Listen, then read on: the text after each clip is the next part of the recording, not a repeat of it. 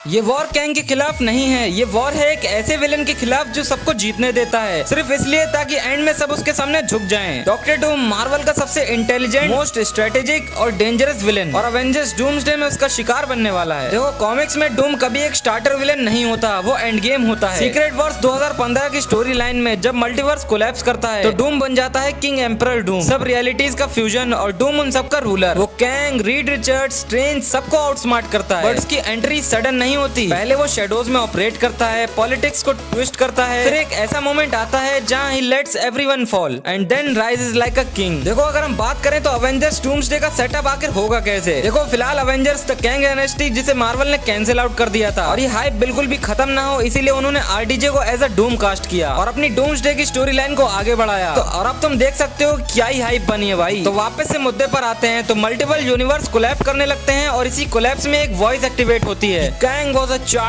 like playing with fire, now let the flames consume। ये line किसकी है और किसकी नहीं? फिलहाल ये लाइन डूम की हो सकती है। मार्वल का करंट सेटअप ऑलरेडी शो कर रहा है कि टाइम इज ब्रेकिंग, मल्टीवर्स का मॉरल सेंटर कोलैप्स हो रहा है, और ये वही मोमेंट होता है जहां डूम गेम में आता है और वो कहता भी है कि मैं टाइम से नहीं खेलता, मैं रियलिटीज लिखता हूँ। और अगर हम थोड़ी सी बात करें कि डॉक्टर डूम की आखिर स्ट्रेटेजी क्या होने वाली है, कैसे वो सबको तोड़ता है। डॉक्टर डूम पंचेस से नहीं, प्रेशर पॉइंट्स पे हिट करता है। आयरन मैन, डॉक्टर डूम उसे गिल्ट में डालता है, तुमने एआई क्रिएट किया, अल्ट्रॉन बनाया, तुमने मल्टीवर्स एक्सप्लोर किया, वो तो टूट गया, तो हीरो या डिजास्टर? मैं नहीं दिखा। डॉक्टर स्ट्रेंज, डूम उसका मैजिक एब्जॉर्ब करता है, वो मिस्टिक आर्ट्स के ओरिजिनल स्क्रिप्ट ट्यून से कनेक्ट करता है जो स्ट्रेंज से भी पुराने हैं। बात करें रीड रिचर्ड्स की, तो रीड पे तो उसका पर्सनल कंट्रोल है। जब डूम किंग लेवल पे होता है ना, तब वो रीड की लॉजिक को ही तोड़ देता है। और हल्क, इवन सेंट्री जैसे पावर हाउस कैरेक्टर, डूम उनका ट्रस्ट ब्रेक करता है, उनको एक दूसरे के खिलाफ मैनिपुलेट करता है। He wins before the battle even start, वो लड़ाई होने से पहले ही जीत जाता है। और देखो, अगर हम थोड़ी सी बात करें स्पाइडरमैन और स्ट्रीट लेवल हीरोज की, जो कि डूम का पहला एनकाउंटर हो सकते हैं। स्पाइडरमैन 4 के बाद पीटर ऑलरेडी एक एलियन सूट के इन्फ्लुएंस में हो सकता है, ब्रोकन, एलोन और वल्नरेबल। तब डूम अपना पहला निशाना बनाता है स्ट्रीट लेवल हीरोज को। मैट मर्डॉक को भी वो मैनिपुलेट करता है, मून नाइट को उसके मेंटल कोलैप्स से कंट्रोल करता है, और स्पाइडरमैन उसके अंदर का तो बेचारे का बच्चा खत्म ही हो चुका है, उसको भी अनलीश करवाता है। पीटर को लगता है कि वो खुद डिसीजन ले रहा है, बट रियलिटी में डूम उसके दिमाग की स्ट्रिंज खींच रहा होता है। वेल, देखो, डूम का टारगेट है क्या? मल्टीवर्स को कोलैप्स होने देना, ताकि वो एक नई रियलिटी बनाए जिसका नाम होगा बैटल वर्ल्ड, जहाँ हर अर्थ का एक एक वर्जन डूम के अंडर होता है, और वो ये सब बोलता हुआ अभी दिखाई देगा। तुम सब मल्टीवर्स के प्रोटेक्टर बन गए थे, पर मैं मल्टीवर्स का मालिक बन गया हूँ। डूम खुद को नहीं कहता विलन, वो कहता है if I don't rule all of you will perish. देखो, फिलहाल डूम की एंट्री थोड़ी सी अनस्टेबल हो सकती है, लेकिन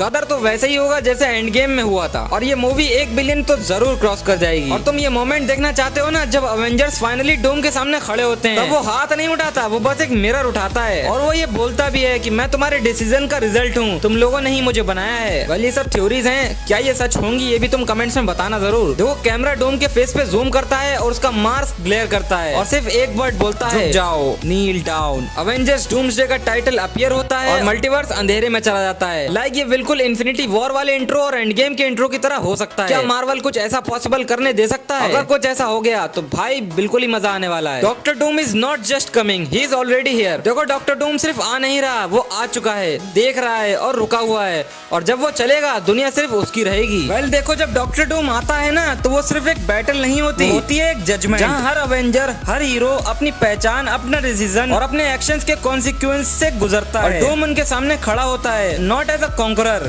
but as the result of everything they did wrong. वो उस चीज का रिजल्ट होता है जिसमें अवेंजर्स ने गलतियां की हैं, और वो काश ऐसा कुछ बोल दे, मैं तुम सबका रिफ्लेक्शन हूँ, तुम लोगों की एरोगेंस, तुम्हारा ऑब्सेशन विद पावर और तुम्हारी फेलियर्स का लिविंग एम्बॉडिमेंट। वेल, ये थ्योरी इंटरनेट से मुझे मिल जाती है, और इस मोमेंट के बाद दुनिया जैसे रुक जाती है, मल्टीवर्स का स्ट्रक्चर क्रैक करता है, रियलिटी कोलैप्स होने लगती है, और एक नई दुनिया बैटल वर्ल्ड फॉर्म में होने लगती है, जहाँ हर का एक फ्रेगमेंट, हर हीरो का एक अल्टरनेटिव वर्जन एक जगह डूम के कंट्रोल में होता है। यहीं से स्टार्ट होता है मार्वल का नेक्स्ट चैप्टर, सीक्रेट वॉर्स। हाँ, अब लगता ही है ना, क्योंकि डूम्सडे जब आएगी ना, तो सीक्रेट वॉर्स का भी वैसे ही क्रेज बनेगा। एक ऐसा सागा जहाँ हीरोज खुद ही नहीं जानते कि वो किस साइड पे हैं, वो डॉक्टर डूम के खिलाफ हैं या उसके रूल के नीचे जिंदा रहने के लिए रेडी है। जब दुनिया टूट रही हो ना तो कभी कभी एक डिक्टेटर ही सेवियर बन जाता है और लोग यही कहेंगे भाई अब क्या बोला है तुमने। आपका क्या मानना है, क्या डूम सच में विलन है या एक ट्रेजिक एंटी हीरो जो दुनिया को बचाने के लिए रूल चाह रहा है, जस्ट लाइक थैनोस जैसे वो चाहता था कि आधी दुनिया को मिटा के शांति रखना, लेकिन हमने देखा था उसे शांति मिलती नहीं है एंड में भी। अब तुम कमेंट्स में लिखो डूम को कैसे हरा सकते हैं एवेंजर्स या सीक्रेट वॉर्स में डॉक्टर डूम का रोल कितना बड़ा होगा। मैं हर एक इंसेन थ्योरी पढ़ने वाला हूँ और बेस्ट कमेंट्स को पिन किया जाएगा और उनकी वीडियो से नेक्स्ट वीडियो भी मैं फीचर करूंगा। वेल जब तक के लिए bye and thanks for watching और लाइक जरूर कर देना यार, और अच्छी लगे तो सब्सक्राइब भी करना।